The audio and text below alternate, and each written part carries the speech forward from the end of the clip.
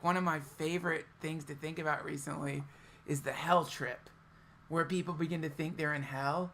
Like, I don't know if you've ever gotten so high that you begin to wonder, wait a minute, are my friends actually demons?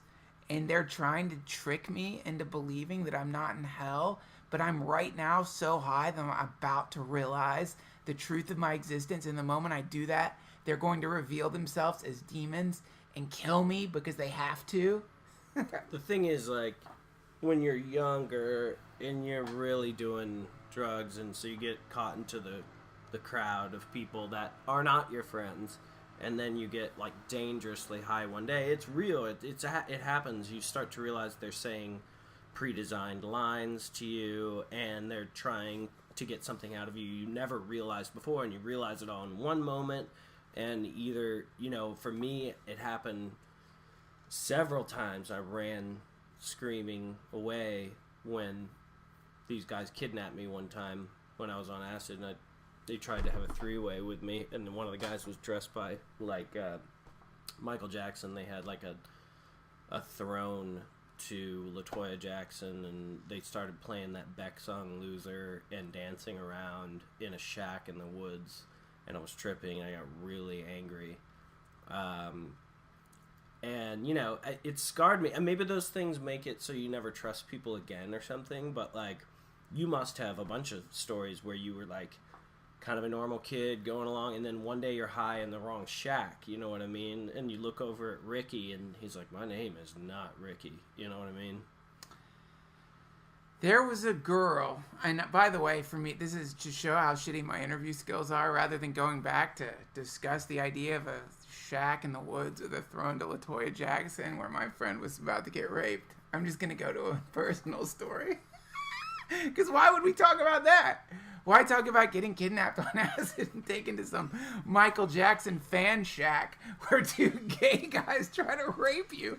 That's not interesting at all. I didn't have anything else to say about it, personally.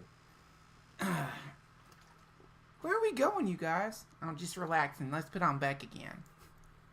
Well, it was weird. Take his blindfold off. I'm not going to... You can take the blindfold off now. Look where we are, Emil. Yeah. Enough of my friends know the story, so I don't have to tell the whole thing.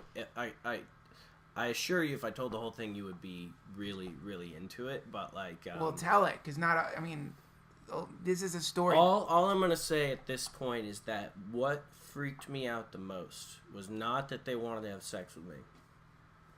That seemed normal. But what was really frightening was, first of all, they lied to me a lot to get me there. And I was tripping, so I was already suspicious of everything everybody was trying to make me do in general. So, I get in the dude's car, and I, like, ease into it, and I slipped in. Like, there was lubrication on the interior, you know? And that's one of those things where you're like, I'm just tripping.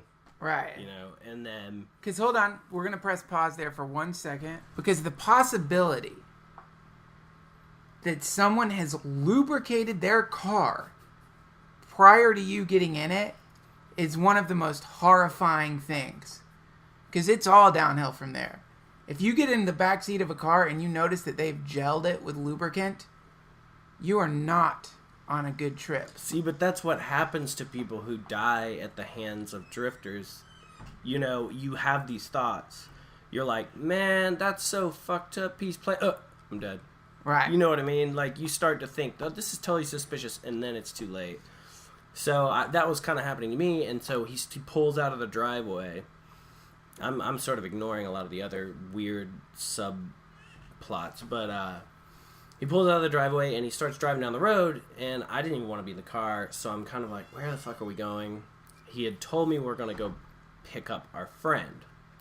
I told him over half an hour ago, for a while, why do you need me to pick up our friend? Just, fuck, here, can't he just make it here? You know, you're tripping, you're like, nothing makes sense to you. Yeah. And so he, like, he pulls in 3 doors down from where we pulled out. And I'm like, where are we going? And then I'm starting to get angry. And he's like, I just got to make a drug deal real fast. Real fast. And that seemed believable. So I get out of the car and I follow him back to this door, and it's like a 10 by 10 shack in the woods with a chipboard door. Okay, you don't remember the story?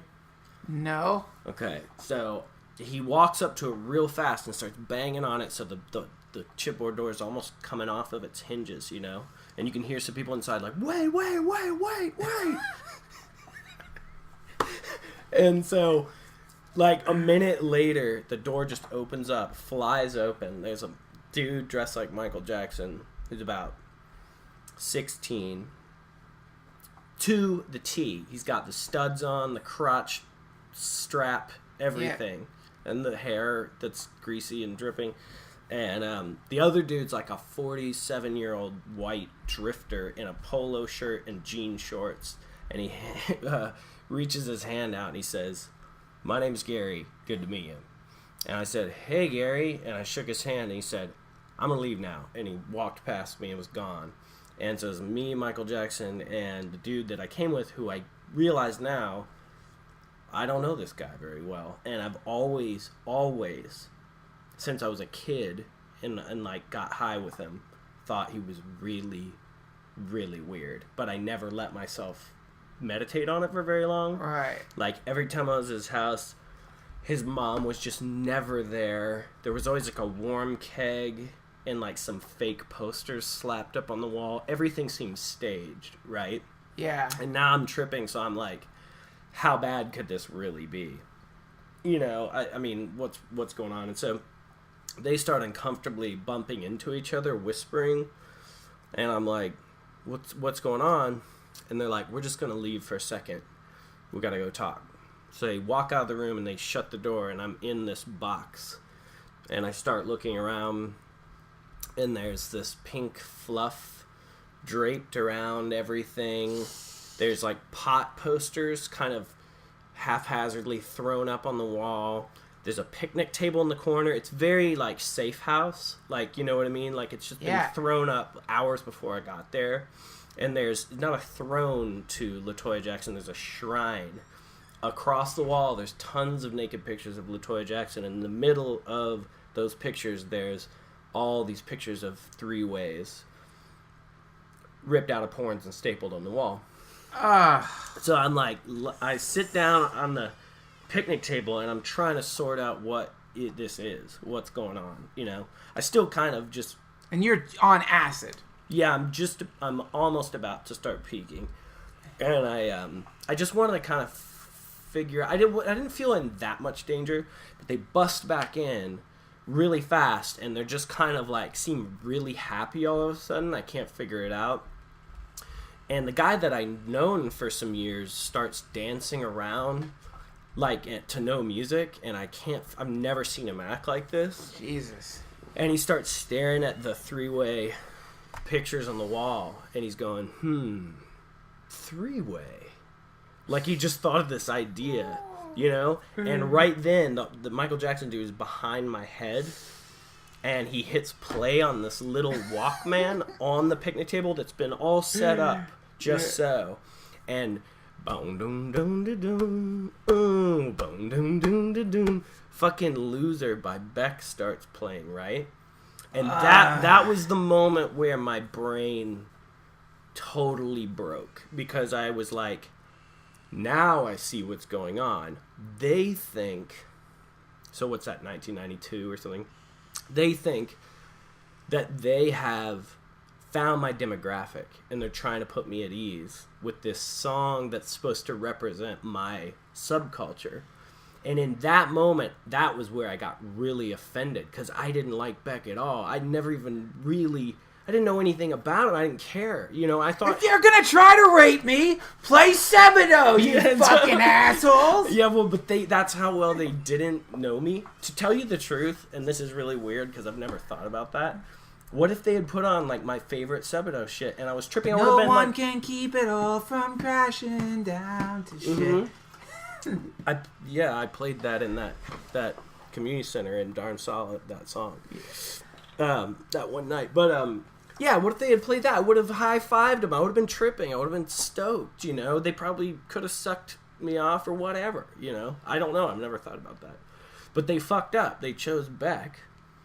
And I ran. I said, what the fuck is going on here? And he's like, he just comes up to me and he's like, whoa, whoa, whoa, whoa, whoa. We got a runner. He's like, you're not, what's up? You're not. And I'm like, no.